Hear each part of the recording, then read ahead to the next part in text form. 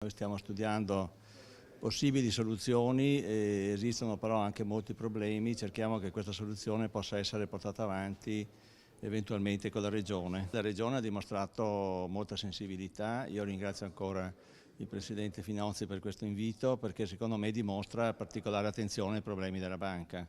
e in questo momento devo dire che la banca ha bisogno del supporto soprattutto delle istituzioni, dei soci, dei clienti della banca, del Veneto in particolare. La banca è sana e speriamo che lo possa diventare ancora di più, stiamo lavorando per questo. Grande soddisfazione per la presenza oggi del nuovo presidente della Banca Popolare di Vicenza, il dottor Dolcetta, che ci ha illustrato quali saranno le nuove prospettive della Banca Popolare. Ovviamente vincolate dal fatto che i fatti pregressi sono ancora all'attenzione della magistratura, quindi con grande delicatezza. Cosa importante, il Presidente